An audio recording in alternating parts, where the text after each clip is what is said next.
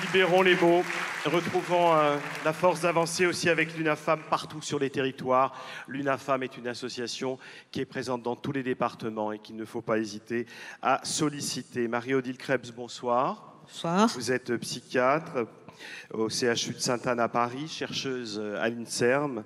Et Lucie Cobel, bonsoir, adhérente de l'UNAFAM dans les Landes. On vous applaudit tous les deux. Toutes les deux. Merci. 3 quarts des maladies psychiatriques débutent avant 25 ans et cela impacte évidemment très fortement les trajectoires de vie, l'éducation, l'insertion sociale, la formation. Professeur Marie-Odile Krebs, qu'est-ce qu'il faudrait faire pour limiter les conséquences sociales? Avant tout, il faut agir tôt et puis faire une évaluation, prendre le temps d'une évaluation pour identifier les besoins et les leviers sur lesquels on va pouvoir agir. Par exemple, la consommation, par exemple, des difficultés cognitives à se concentrer, etc.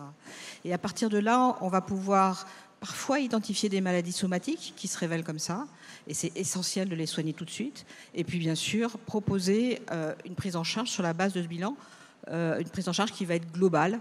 C'est ça qui va permettre que le jeune puisse rester dans son milieu. Si je vous comprends bien, l'important, c'est de ne pas hésiter à demander de l'aide très très tôt. Plus tôt on demande l'aide, plus tôt on est accompagné, mieux c'est, Lucie. En tant que frère et sœur ou sœur de personnes concernées... Oui, parce que vous, vous êtes touchés parce que vos frères deux sont frères malades. sur 3 qui sont concernés. Et si vous le permettez, je vais quand même dire ce qui s'est passé. Vous êtes là malgré le décès de votre frère, là, effectivement. J'ai perdu mon petit frère, qui était mon jumeau, ce week-end. Il est parti. Il est parti. Et vous êtes courageuse, bravo. Demandez de l'aide très tôt, vous disiez. Quand on est frère et sœur, c'est mon frère aîné qui est tombé malade le premier. Moi, j'avais 17 ans. On est confronté extrêmement tôt à tout un monde qu'on découvre, à une souffrance terrible. On a très peur, on ne comprend pas ce qui se passe. Et puis surtout, les frères et sœurs sont extrêmement peu accompagnés et peu pris en compte dans l'accompagnement, dans le soin, dans le protocole de soins de la personne. Et en plus de ça, il ne faut surtout pas qu'on aille mal. Parce que si nous, on va mal en plus, pour les parents, c'est catastrophique. C'est qu'ils ont déjà un enfant en grande détresse, pas les autres, quoi. Lucie, je ne peux pas parce que je ne peux pas bouger à cause du Covid et des contraintes de la télévision, mais je vous embrasse, vraiment. Marie-Odile, qu'est-ce qu'on peut attendre de la recherche concrètement?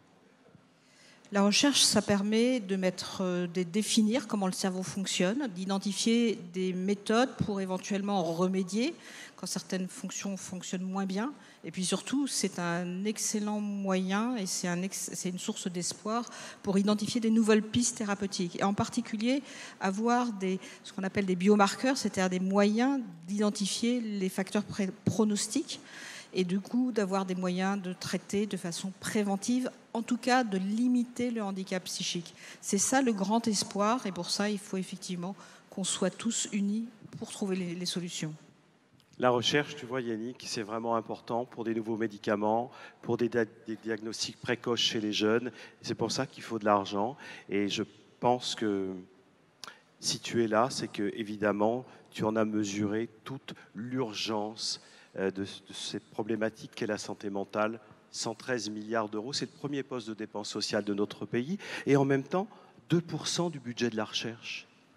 Oui, tout à fait, bien sûr, mais jamais assez, forcément. Mais ce que je retiens, c'est surtout qu'il y a quand même un espoir. Il y a la possibilité de s'en sortir. Je ne peux parler, encore une fois, que mon expérience depuis que je t'ai rencontré il y a quelques années.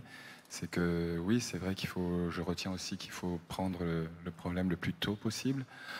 Quels sont les critères? Quels sont les premiers symptômes?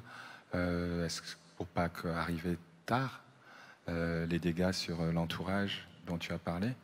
Et donc merci déjà à toi, merci à toi, parce que tu es un peu au départ, en tout cas, de mon investissement dans cette belle aventure. Grâce à toi, il y a des gens autour de moi qui vont beaucoup mieux, donc ça, je peux en témoigner. Et je suis un petit peu sensible parce que je pense que c'est merci à vous d'être là, à témoigner. Encore une fois, je pense que c'est pas facile, mais grâce à votre courage, en tout cas, je pense que vous en donnez à d'autres. Et merci à vous. Yannick Noah.